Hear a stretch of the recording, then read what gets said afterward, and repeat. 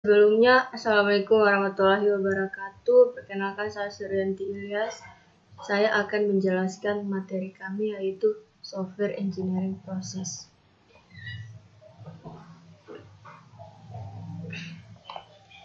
Ya, langsung saja.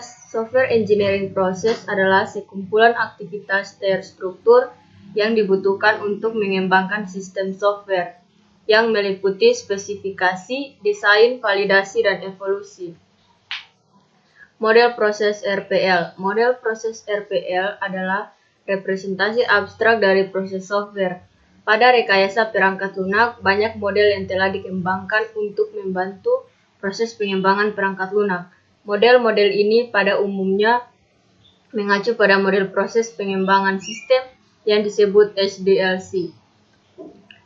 The Waterfall Model. Nama model ini sebenarnya adalah Linear Sequential Model. Model ini sering disebut dengan Classic Life Cycle atau model waterfall.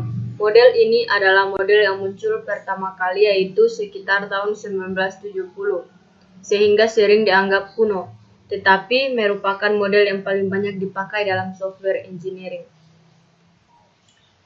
Kelebihan dari The Waterfall Model. Semua kebutuhan sistem dapat didefinisikan secara utuh, eksplisit, dan benar di awal proyek. Kekurangan dari The Waterfall Model. Yang pertama, ketika problem muncul, maka proses berhenti karena tidak dapat menuju ke tahap selanjutnya. Yang kedua, karena pendekatan secara sekuensial, maka setiap tahap harus menunggu hasil dari tahap sebelumnya.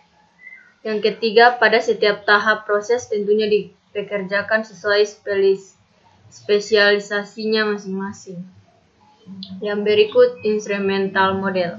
Pengembangan sistem berdasarkan model sistem yang dipecah, sehingga model pengembangannya secara instrumen atau bertahap.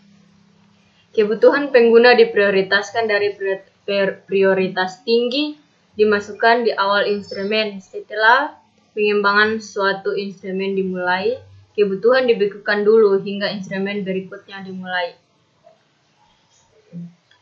Kelebihan dari instrumental model.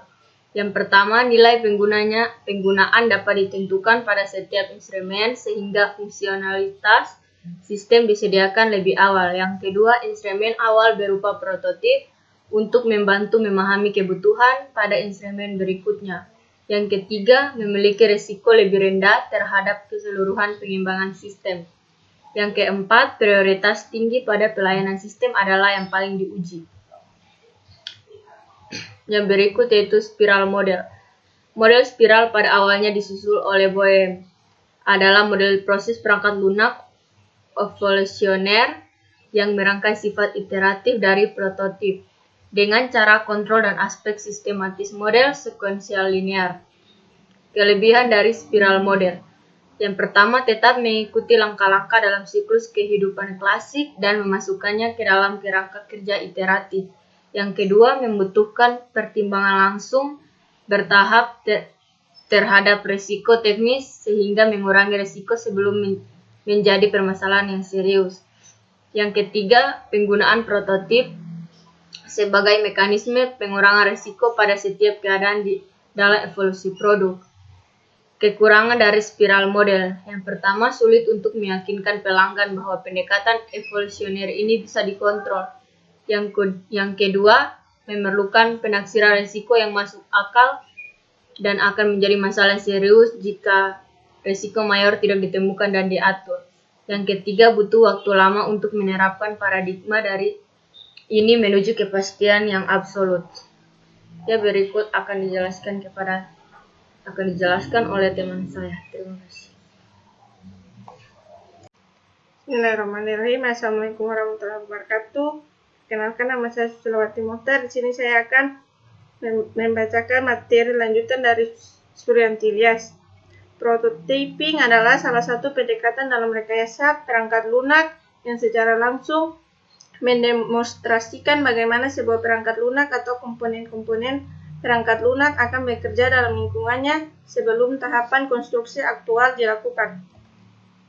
Di sini kelebihan dari prototyping model adalah mendukung sistem objek oriented, menghasilkan aplikasi yang interaktif, menggambarkan bentuk model secara fisik pada saat pengembangan sistem yang bersifat abstrak. Kelemahan dari prototyping model adalah ketidaksadaran user bahwa ini hanya suatu model awal, bukan model akhir.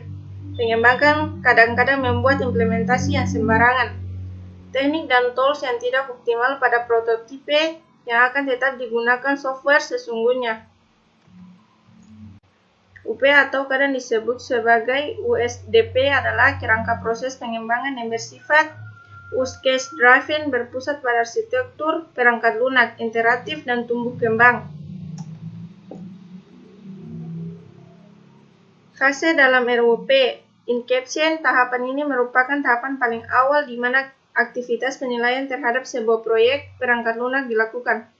Tujuannya adalah untuk mendapatkan kesepakatan dari stakeholder sehubungan dengan tujuan dan dana proyek. Elaboration adalah tujuan dari tahap ini untuk mendapatkan gambaran umum kebutuhan, persyaratan, dan fungsi-fungsi utama perangkat lunak. Configuration, tujuan dari tahapan ini adalah membangun perangkat lunak sampai dengan saat perangkat lunak tersebut siap digunakan. Transition, tahap ini difokuskan pada bagaimana menyampaikan perangkat lunak yang sudah jadi pada pengguna. UML adalah bahasa pemodelan standar atau kumpulan teknik-teknik pemodelan untuk menspesifikasikan, mengonstruksi, dan mendokumentasi hasil kerja dalam pengembangan perangkat lunak. Secara sederhana, UML digunakan untuk menggambar sketsa sistem. Pengembangan menggunakan UML untuk menyampaikan beberapa aspek dari sebuah perangkat lunak melalui notasi grafis.